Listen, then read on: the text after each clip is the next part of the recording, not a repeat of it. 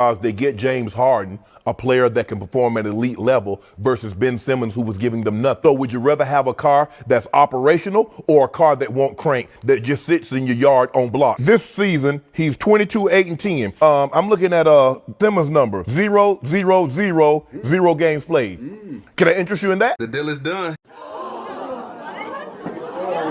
I think everybody got what they wanted.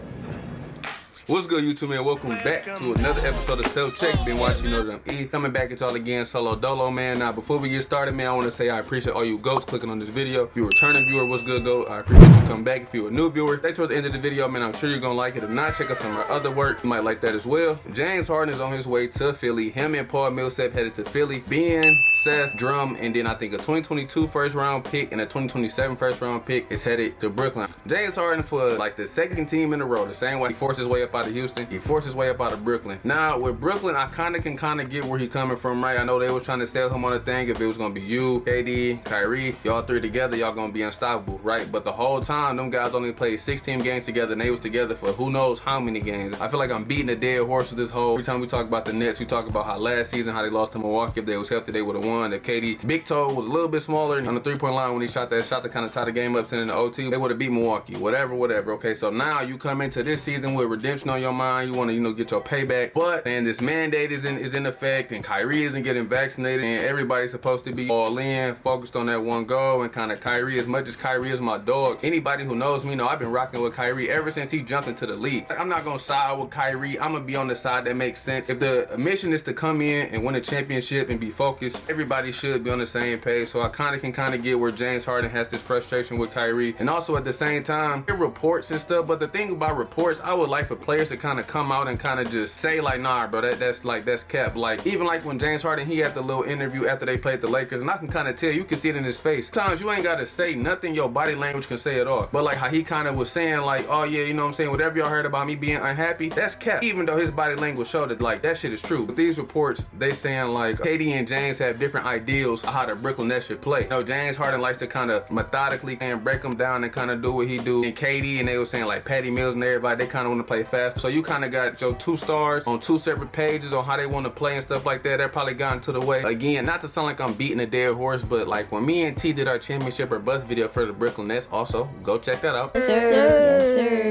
Yes, sir. We kind of talked about like the pieces that they let go of, really valuable pieces, and they was able to kind of let James be James. James is at his best when he kind of gets to start breaking down the defense with his little combo move, then gets to the rim, and if he needs to, he got shooters. You let go of Jeff Green, you let go of, you know what I'm saying, even though he didn't get that many minutes, Timothy Luwawu-Cabarrot and Landry Shamet, those are guys who can kind of space the floor, and they was able to let James kind of be James last. So now you kind of bringing these guys Nick this year, and they're not the shooters that the guys who I just named are. If you ask me, this whole situation kind of just boiled down to like KD really had to pick a side. Like even though it was never reported, I feel like maybe James Harden might have suggested, you know what I'm saying, those guys trade Kyrie, because if you look from now up until April 2nd, the Nets only have 8 more road games. So that means you only playing with Kyrie 8 more games over the next like 2.5 months. Come on now, like that's crazy. Kyrie has had a hell of a head start in his Nets career than James Harden. Kyrie has played 87 games for the Nets. Y'all know how many James Harden has played?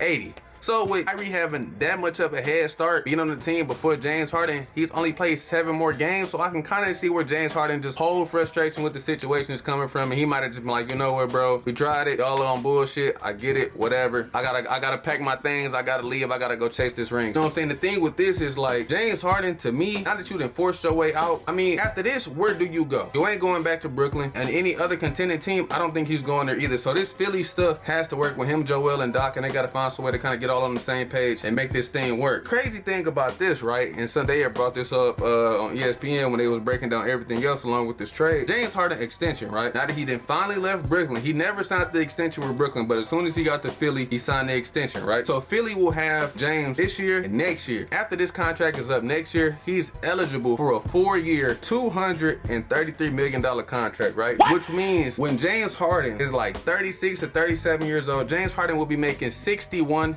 million. You know what? Let's just look that up to just make sure I got that right. Let's look that up real quick.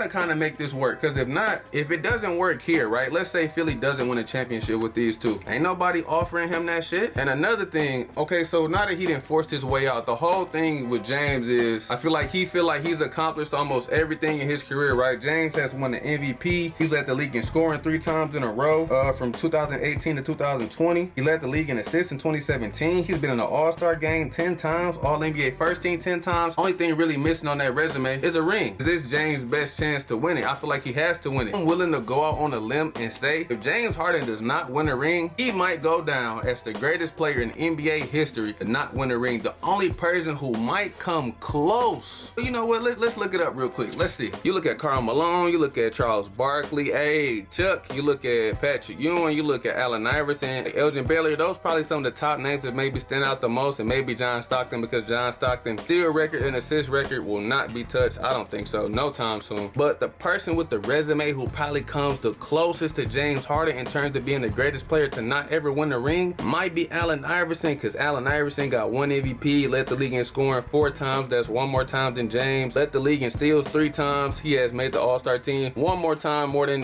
James Harden, but I'm pretty sure James Harden will be an All-Star again next season, so then they're gonna be tied for that. And he has made the All-NBA first team 3 less times than James Harden. So like they resume is kind of similar. So it's like James. I know a lot of people might feel like Allen Iverson might be the greatest player not to win a ring, or some people might feel like it's Charles Barkley, but Charles Barkley only has like 1 MVP, led the league in rebounding 1 time, 11-time All-Star, 5-time All-NBA. His resume is kind of close, but I feel like it's a 2-man race between those 2 guys. I mean, if you want to look way back, we could look at Elgin Baylor, 11-time All-Star, 10-time All-NBA, made the final 7 times, but he was running up against Bill Russell. You know what I'm saying? Back in the day when Bill Russell was in the league with the whole Celtics and all that, man, wasn't nobody winning shit but them. But all right, man, you know what I'm saying? I had to get on here, man, and kind of get this one recorded, man. Obviously, it's the hot topic right now. It's buzzing right now. Everybody's talking about it. All the big NBA YouTubers that's at the top of the list kind of making their videos, and then it's kind of just, you know, us over here kind of just, you know what I'm saying, we trying to get in on the mix too, man. We a little channel, man, so if y'all been feeling these videos, man, help us out, man, help us grow, man. We can get things popping over here on Self Check. So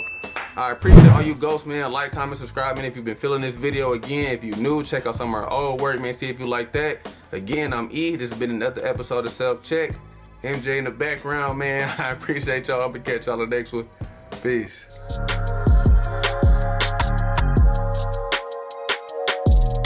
James, he hasn't played.